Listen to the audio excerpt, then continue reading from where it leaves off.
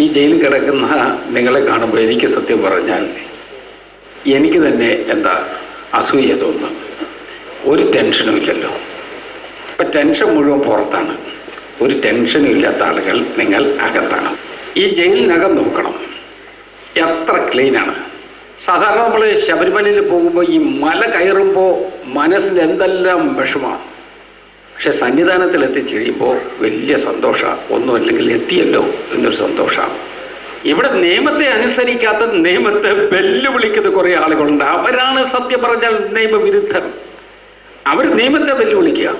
ഏതെങ്കിലും ഒരു കേസിൽപ്പെട്ട് കുറേ ആളുകളെ അറസ്റ്റ് ചെയ്ത് കുറേ ആളുകളെ കുറേ കാലത്തേക്ക് ജയിലിലടച്ച് അതുകൊണ്ടൊന്നും തകർന്നു പോകുന്ന പ്രസ്ഥാനമല്ല ഈ പ്രസ്ഥാനം. പോലീസിൻ്റെ സാധാരണ നടപടി അനുസരിച്ച് കാര്യങ്ങൾ നീങ്ങുകയല്ല ഇപ്പോൾ ഇവിടെ ഉമ്മൻചാണ്ടി കാര്യങ്ങൾ തീരുമാനിക്കുന്നു, രാധാകൃഷ്ണനിലൂടെ അത് നടപ്പിലാക്കുന്നു. ഇതാണ് നടക്കുന്നത്. ഒരേ കേസിനകത്ത് വാദിയും പ്രതിയുമായി ഒരേ സമയത്ത് നമുക്ക് നിൽക്കാൻ പറ്റുമോ? നീ വാദിയാകുമല്ലേ പ്രതിയാകും. ഇവിടെ ഭരണഘടന വാഗ്ദത്തം ചെയ്യുന്ന എല്ലാ സൗകര്യവും നമുക്ക് വേണം. അതേസമയം നമുക്കിഷ്ടമില്ലാത്തത് വരുമ്പോൾ ഈ ഭരണഘടന തന്നെ ശരിയല്ല എന്ന് പറഞ്ഞ് അതിന്റെ നിയമാവലിയെ തകർക്കുന്നതിന് വേണ്ടി ശ്രമിക്കുകയും ചെയ്യാം. അത് ചെയ്യരുത്. ആ പ്രശ്നം ചർച്ച ചെയ്യാനല്ലോ നമ്മളിപ്പോൾ കൂടുന്നത്. അത് ശരിയാണ്. ഹർത്താൽ പ്രഖ്യാപിക്കാൻ ഒരു ചർച്ചയും വേണ്ടല്ലോ. കൊലവിളി മുഴക്കിയ ബഷീറിനെ ഗസ്റ്റ് ഹൗസിലും TV രാജേഷിനെ CI ഓഫീസിലെ മുറിയിലും ചോദ്യം ചെയ്തുവെന്നാണ് കടുത്ത ആരോപണം. മുറി ഏതായാലും മൊഴി മോശമായാൽ അറസ്റ്റ് ചെയ്യാം എന്നതാണ് ക്രിമിനൽ നടപടി ചട്ടം. എത്ര കള്ളക്കേസെടുത്താലും ആഭ്യന്തരമന്ത്രി തിരുവഞ്ചൂരിനെ സ്നേഹമില്ലാത്തയാളായി കാണരുത്. സഖാവ് ജയരാജനെ ജയിലിൽ പ്രവേശിപ്പിച്ച അന്ന് തന്നെ അദ്ദേഹം ജയിൽ 5 സ്റ്റാർ ആക്കി. ഒന്ന്, നിങ്ങൾക്കുള്ള പബ്ലിക് അഡ്രസ് സിസ്റ്റം. നിങ്ങളെ കാണുന്നതിന് വേണ്ടി ഒരു വിസിറ്റർ വന്നാൽ, വീട്ടിൽ നിന്ന് ആൾ വന്നാൽ, ഭാര്യ വന്നാൽ, കുട്ടികൾ വന്നാൽ, നിങ്ങൾക്ക് വേഗം എത്തുന്നതിന് വേണ്ടി ഈ പബ്ലിക് അഡ്രസ് സിസ്റ്റം നിങ്ങൾക്ക് ഗുണം ചെയ്യും. എപ്പോൾ വേണമെങ്കിലും നിങ്ങളെ വിളിക്കാം, നിങ്ങളെ വരുത്താം, എല്ലാം ചെയ്യാം. കോയിലിട്ട് വീട്ടിൽ വിളിക്കാം. നമസ്കാരം സർ. നമസ്കാരം.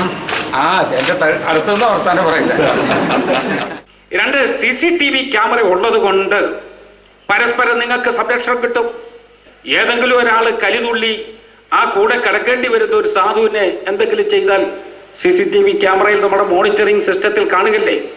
നമുക്കപ്പോ പറയാം അത് ചെയ്യരുത്, തെറ്റാണ്, ആളിനെങ്കിൽ വിളിപ്പിക്കാം. അതുകൊണ്ട് സൂക്ഷിച്ചോണം. CCTV ക്യാമറ കണ്ണിന്റെ കീഴിലാണ് കഴിയുന്നത് എന്നുള്ളത് നിങ്ങളും ഓർത്തുകൊള്ളണം.